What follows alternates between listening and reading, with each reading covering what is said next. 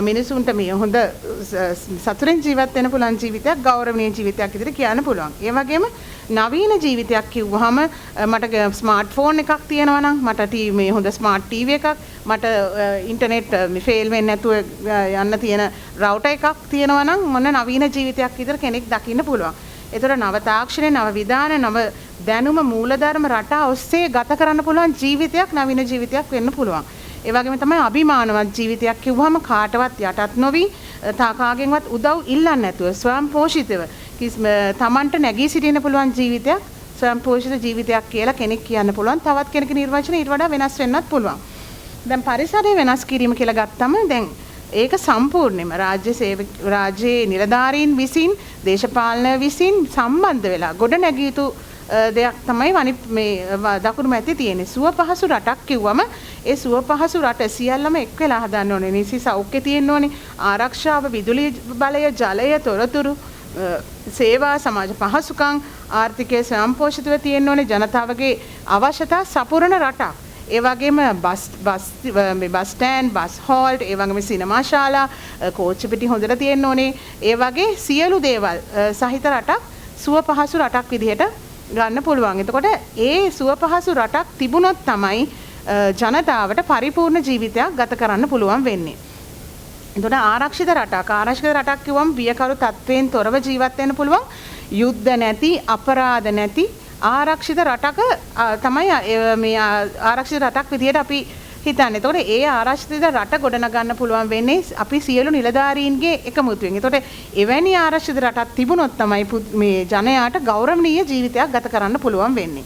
ඒ වගේම ධනවත් ජාතියක්. ධනවත් කියලා කිව්වහම ආර්ථික ශක්තිමත් ධන සම්පත් සතු ආදායම රැකියා අවස්ථා තියෙන කර්මාන්ත වෙළඳාම කෘෂිකර්මය දියුණු සෞඛ්‍ය දියුණු ආර්ථිකයේ ස්වයංපෝෂිත වෙච්ච ජනතාවගේ අවශ්‍යතා සපුරන රටක් ධනවත් ජාතියක් සිටින රටක් විදිහට ගන්න පුළුවන්. එතකොට එවැනි ධනවත් ජාතියක් සිටින රටක තමයි නවීන ජීවිතයක් ගොඩනගා ගන්න පුළුවන්.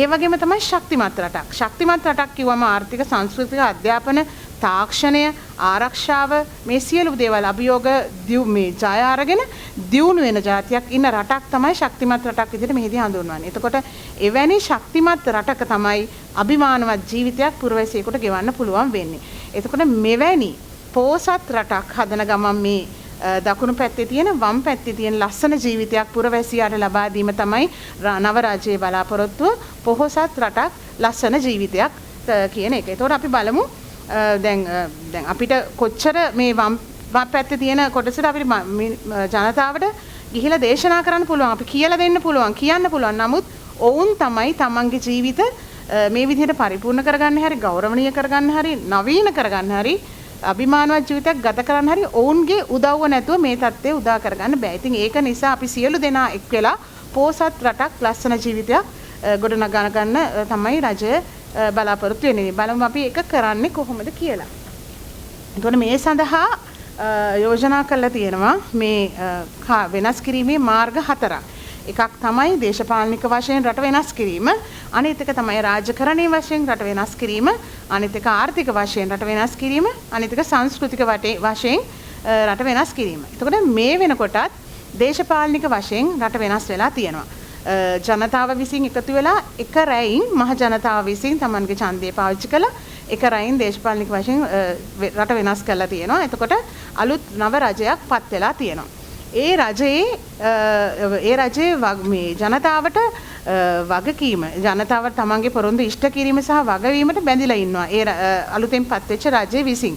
එතකොට ඒ රජය විසින් ප්‍රතිපත්ති සම්පාදනය කරනවා, වංචා දූෂණ වලට එරෙහි ක්‍රියාමාර්ග ගැනීම සඳහා කටයුතු කරනවා, ජනතාවගේ ආරක්ෂාව පිළිබඳව උන් කැපවී සිටිනවා රජයක් විදියට. ඒ වගේම රජයේ සියල්ලෝන්ගේම නියෝජනයක් ඇතුව දේශපාලන වගේම රාජ්‍යකරණය ඒ වගේම මහ ජනතාව මේ සියලු දෙනාම එකතු වෙලා තමයි රජය ගොඩනගා ගන්න හදන්නේ දේශපාලනික වශයෙන් කොහොමද ජනතාවගේ රට වෙනස් කරන්න කියලා. ඒ වගේම සමාජ සාධාරණත්වය සැමටම ලබා දෙන රජයක් විදිහට තමයි ක්‍රියාත්මක කරන්නට බලාපොරොත්තු වෙන්නේ. ඒක හැබැයි දේශපාලනික වශයෙන් එක රැයින් රට වෙනස් කරාට රාජ්‍යකරණය එක රැයින් වෙනස් කරන්න බෑ.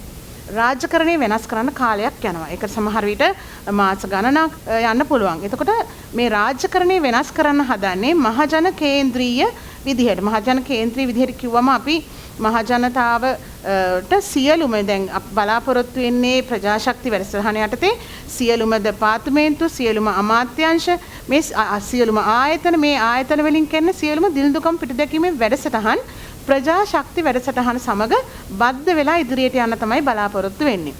ඒ වගේම තමයි සේවා ඩිජිටල්කරණය. සේවා ඩිජිටල්කරණය කියලා කිව්වහම අපි සාමාන්‍යයෙන් කරන වැඩවලට වඩා කාලේ ඉතිරි කරගෙන වංචාව දූෂණය අවම කරගෙන මිනිස්සුන්ට සාධාරණ විදිහට ලබා දෙන්න පුළුවන් සේවාවන් තමයි මෙතනින් බලාපොරොත්තු වෙන්නේ. ඒ වගේම තමයි දූෂණයට එරෙහිව ශක්තිමත් රාජකරණයක් හදාගන්න. අපි දන්නවා සමහර වෙලාවට යමක් පුද්ගලයෙක් මේ තමන්ගේ මොකක් හරි කාර්යයක් කරගන්න රජයේ ආයතනයකට ගියාම සමහරට පොලිසියකට ගියාම එහෙම නැත්නම් වෙනත් තැනකට ගියාම අපිට ඔවුන්ට ඇත්තටම මේ අල්ලස් ලබා දෙනවා. තමන්ගේ කවුරු හරි අඳුරන කෙනෙක් ඉන්න ඕනි.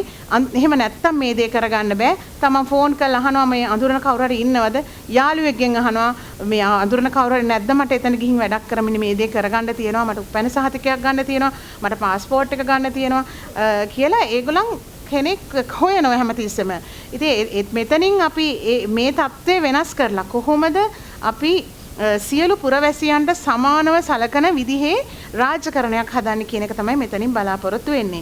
එතකොට අපි දිළිඳු පුද්ගලෙක් ආවත්, සල්ලි තියෙන කෙනෙක් ආවත්, මධ්‍යම පාන්තිකෙක් ආවත්, විශේෂ අවශ්‍යතා තියෙන කෙනෙක් ආවත්, කන් ඇසෙන්නේ නැති, ඇස් පෙනෙන්නේ නැති මේ කවුරු මොන විදිහේ පුරවැසියෙක් ආවත් කිසිම කෙනෙකුට උස් පහත් ભેදයක් නැතුව සමානව සලකන රාජ්‍යකරණයක් පිළිබඳව තමයි මෙතනින් කතා කරන්නේ. ඒ වගේම තමයි ආර්ථිකය. ආර්ථික ප්‍රතිලාභ සැමට සමානව බෙදී යාම. අපි රජයෙන් ලබා දෙන ආර්ථික ප්‍රතිලාභ උස් පහත් ભેදයක් නැතුව ඒ කියන්නේ විශාල මේ වැඩිම ආර්ථික ප්‍රතිලාභයක් එක පුද්ගලයකට ලබා නොදී අඩුවම එක්කෙනෙක්ක් තව පුද්ගලයකට ලබා නොදී හැමෝටම හැම කෙනෙකුටම තමන්ගේ ආර්ථිකය ශක්තිමත් කරගෙන යන්න පුළුවන්. මේකෙන් කියන්නේ රොබින් හුඩ් න්‍යාය නෙමෙයි. නමුත් මේකේ මේ හැමෝටම මේ සමව වෙදී යන ආර්ථික ප්‍රතිලාභ වෙදී යන ක්‍රමයක් පිළිබඳව තමයි මෙතන කතා කරන්නේ. ඒ වගේ තමයි හැම දෙනාම